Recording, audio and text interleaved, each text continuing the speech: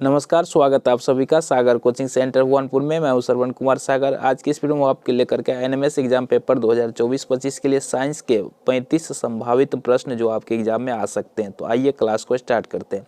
पहला प्रश्न है, एक वस्तु 50 हर्ट्ज से कंपन कर रही है, इसका आवर्तकाल कितना होगा? तो इसका सही आंसर हो जाएगा 0.02 सेकेंड। दूसरा प्रश्न देखते हैं। प्रश्न है, यदि किसी वस्तु का द्रव्यमान 3 किलोग्राम है तो उस वस्तु का भार कितना होगा? तो 3 किलोग्राम है और इधर दिया है गुरुत्वीय त्वरण है 10 मीटर प्रति सेकेंड स्क्वायर। तो इसका जो भार हो जाएगा यह होगा 30 न्यूटन। तीसरा विकल्प इसका सही है। अगला प्रश्न देखते हैं। एक सरल लोलक 20 दोलन 40 सेकेंड में करता है, इसका आवर्तकाल कितना होगा? तो आवर्तकाल ये 100% पूछे जाने वाला प्रश्न है। यहाँ पे ये बदल सकता है, 20-40 की जगह और कुछ हो सकता है, लेकिन ये सवाल आपको 100% आएगा। तो इसका आंसर किस प्रकार निकालना है? यहाँ देखिए सेकेंड है और दोलन है, तो ये होता है सेकेंड और नीचे में आपको लिखना है दोलन की संख्या। ठीक है, तो जितना सेकेंड दिया हुआ, जैसे इसमें 40 दिया हुआ और नीचे रहेगा दोलन की संख्या 20 है, तो कट जाएगा 2 हो जाएगा, तो 2 सेकेंड इसका आंसर हो जाएगा। दूसरा विकल्प सही है। यह सवाल 100% पूछेगा। इसको आप VVI क्वेश्चन कह सकते हैं, इसको नोट कर सकते हैं। अगला प्रश्न लेते हैं। एक सामान्य मनुष्य के कान की श्रव्य सीमा है, यह क्वेश्चन भी VVI के अंतर्गत आप रख सकते हैं। यह क्वेश्चन भी बार बार एनएमएस एग्जाम में पूछा जाता है। तो इसका आंसर हो जाएगा 20 कंपन से 20,000 कंपन तक। ठीक है, ये हो जाएगा दूसरा वाला इसका सही है। 20 कंपन से 20,000 कंपन प्रति सेकेंड, या यहाँ पे कंपन की जगह हर्ट्ज भी लिख सकता है। ठीक है, 20 हर्ट्ज से लेकर 20,000 हर्ट्ज तक की ध्वनि को मनुष्य का कान सुन सकता है। इसको बोलते हैं श्रव्य ध्वनि। और इससे कम रहेगा, 20 हर्ट्ज से कम रहेगा और 20,000 हर्ट्ज से ज़्यादा, तो उसको नहीं सुन सकते हैं, तो उसको कहते हैं पराश्रव्य ध्वनि। तो इससे क्वेश्चन आपको पूछा जाएगा। तो ये VVI के अंतर्गत इसको लिख सकते हैं। अगला प्रश्न देखते हैं। दाब के लिए सही समीकरण का चुनाव करना है, यानी दाब का सूत्र क्या होता है ये पूछा जा रहा है। तो दाब का सूत्र होता है, दाब बराबर होता है बल बटे बल गुना क्षेत्रफल। ये हो जाएगा दूसरा वाला सही है। ठीक है, इसको सोल्व अगर करेंगे तो ये हो जाएगा आपका दूसरा वाला विकल्प सही होगा। बल बराबर दाब गुना क्षेत्रफल, या तो ये हो जाएगा आपका बल बराबर होता है दाब गुना क्षेत्रफल। ठीक है, तो ये सूत्र होता है, बल बराबर सूत्र होता है दाब और गुना होता है क्षेत्रफल। तो इस तरह से आपका दूसरा विकल्प इसमें भी सही है। अगला प्रश्न देखते हैं। एक सीधा तथा आवर्धित प्रतिबिंब किसके द्वारा बनाया जा सकता है? इसको भी आप VVI प्रश्न के अंतर्गत रख सकते हैं। ये भी बार बार रिपीट होता है, पूछा जाता है। तो आवर्धित प्रतिबिंब किसके द्वारा बना सकते हैं? तो केवल अवतल द्वारा बना सकते हैं। तो दूसरा विकल्प इसका भी सही है। नेक्स्ट क्वेश्चन देखते हैं। दो वस्तुएं एक दूसरे को प्रतिकर्षित करती है, प्रतिकर्षण किस कारण हो सकता है ना? तो यहाँ पे देखिए, प्रतिकर्षित का मतलब क्या है? दूर धकेलना। आकर्षित का मतलब क्या है? अपनी ओर खींचना। तो यहाँ पे प्रतिकर्षित करता है, तो इसका क्या कारण हो सकता है? तो इसका इसमें से दो वस्तु एक दूसरे को प्रतिकर्षित करती है, यह प्रतिकर्षण किस कारण हो सकता है? तो इसका ये हो सकता है चुंबकीय बल और वैद्युत स्थैतिक बल के कारण। इसमें क्या होगा? अगर चुंबकीय बल होगा तो इसमें अगर समान ध्रुव रहेगा, तो समान ध्रुव क्या करता है? जैसे चुंबक में 2 ध्रुव होते हैं, उत्तरी ध्रुव दक्षिणी ध्रुव। तो अगर उत्तरी ध्रुव रहेगा तो ये एक दूसरे को क्या करेगा? प्रतिकर्षित करता है। ठीक है, और अलग अलग ध्रुव रहेगा, एक उत्तरी रहेगा एक दक्षिणी रहेगा, तो वो आकर्षित करता है। तो ये किस में हो सकता है? स्थैतिक विद्युत स्थैतिक बल में हो सकता है और चुंबकीय बल में। तो चौथा ऑप्शन इसका सही है। नेक्स्ट क्वेश्चन देखते हैं।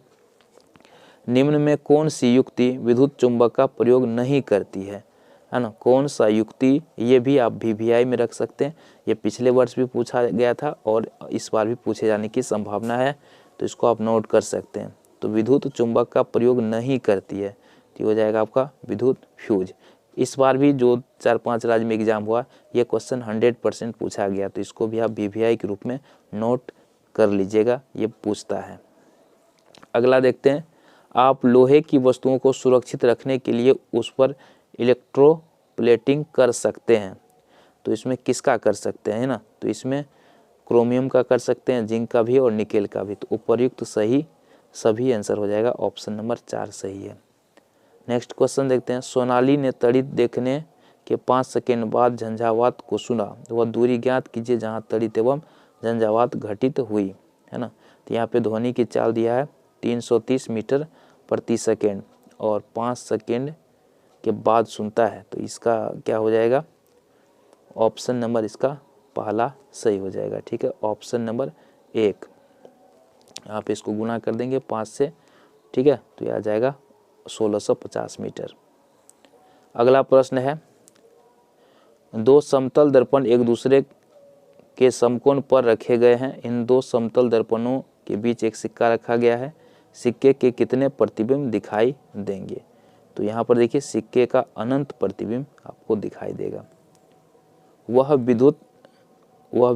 विद्युत अपघटनी विलयन में निम्नलिखित में से कौन सा आवेश के वाहक के रूप में कार्य करता है? तो ये हो जाएगा न्यूट्रॉन, सही आंसर होगा। गलत मिलान की पहचान करना है। इसमें गलत कौन है ये हमें बताना है। तो देखिए यहाँ पे एक अर्थ जमना, यही तो गलत है। यहाँ पे एक अर्थ यहाँ ठोस में बदल रहा है, तो ए का अर्थ जमना है, बी का अर्थ ऊर्ध्वपातन, बी सही है। अच्छा, गलत का ही चुनाव करना, ए का अर्थ जमना तो नहीं है, है ना। तो ये हो गया ऑप्शन ए, इसका सही हो जाएगा। क्वेश्चन नंबर 104 में देखिए, सही मिलान की पहचान करें। तो यहाँ पे देखिए ये सही है, ये भी सही, ये भी सही, तो हो जाएगा ऑप्शन नंबर 4 इसका सही होगा। क्वेश्चन नंबर 105 में लेते हैं, उस ठोस की पहचान करें जो ऊर्ध्वपातन से गुजरता है। तो इसमें किसमें से ऊर्ध्वपातन होता है? आपका हो जाएगा इसमें भी होता है, इसमें भी और इसमें भी, तो हो जाएगा ऑप्शन नंबर 4 इसका भी सही है। मिश्र धातु के संबंध में गलत कथन की पहचान कीजिए। गलत कौन है ये हमें बताना है। तो ऑप्शन नंबर बी गलत है। मिश्र धातु को भौतिक क्रिया द्वारा अवयवों में पृथक किया जा सकता है, ये गलत है, ऑप्शन नंबर 2 सही है। इनमें कौन सी धातु 350 के पर तरल अवस्था में होगी? तो ये होगा आपका ए और बी दोनों होगा, तो ऑप्शन नंबर 3 सही है। अगला है, कार्बन डाइऑक्साइड में कार्बन तथा ऑक्सीजन द्रव्यमान द्वारा x अनुपात y के अनुपात में संयोजित होते हैं। तो x और y का सही मान हो जाएगा x बराबर 3, y बराबर 8। पोटेशियम तथा बेरियम के रासायनिक प्रतीक क्रमशः, पोटेशियम और बेरियम के रासायनिक प्रतीक, तो पोटेशियम का K होता है और बेरियम का Ba होता है, दूसरा विकल्प सही है। विकास ने तनु NaOH विलयन में फिनेप्थोलीन की 2 बूंदें डाली, वह कौन सा रंग दिखेगा, है ना। तो ये गुलाबी रंग का दिखाई देगा। सोडियम बेंजोएट उदाहरण है, तो ये परिरक्षक का उदाहरण है। एस्कार्बनिक अम्ल है, एस्कार्बनिक अम्ल किस में पाया जाता है? तो ये हो जाएगा विटामिन सी में। और अम्ल से संबंधित एक क्वेश्चन एग्जाम में जरूर पूछता है, तो VVI इसको समझ सकते हैं। इसमें आपको इस तरह से पूछेगा, जैसे कि नींबू में कौन सा अम्ल पाया जाता है, दही में कौन सा अम्ल पाया जाता है, चींटी के डंक में कौन सा अम्ल पाया जाता है। इस तरह से एक क्वेश्चन इससे आपको पूछेगा। जब अम्ल धातु से अभिक्रिया करते हैं तो निम्न में से कौन सी गैस उत्सर्जित होती है? तो H2 यानी हाइड्रोजन उत्सर्जित होता है। डैश को सामान्यतः नीले हरे शैवाल के नाम से भी जाना जाता है, तो किसको कहते हैं? साइनोबैक्टीरिया को कहते हैं नीले हरे शैवाल। अगला प्रश्न है, निम्न में कौन सा कार्बन का शुद्ध रूप है? तो कार्बन का शुद्ध रूप इसमें से क्या है? कोक। सिंचाई के लिए सर्वोत्तम तकनीक की चयन कीजिए। तो ड्रिप सिंचाई जो है सबसे अच्छा है। निम्न में कौन सा खाद्य परिरक्षक नहीं है? क्या पूछ रहा है, कौन सा नहीं है? तो सोडियम हाइड्रोक्लोराइड ये खाद्य परिरक्षक नहीं है। निम्न में कौन सा सूक्ष्मजीव दूध से दही बनने की प्रक्रिया से संबंधित है? तो जीवाणु, है ना, लैक्टोबैसिलस नाम के जीवाणु के कारण दही बनता है।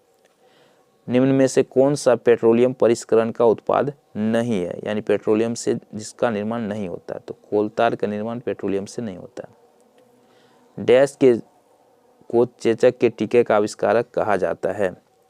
तो एडवर्ड जेनर को चेचक के टीके का आविष्कारक कहा जाता है। डैश में मुकुलन होता है। तो ये मुकुलन किस में होता है? हाइड्रा में होता है। ऑप्शन नंबर 4 सही। शुक्राणुओं की उत्पत्ति डैश में होती है? वृषण में होती है, क्योंकि पुरुष हार्मोन है।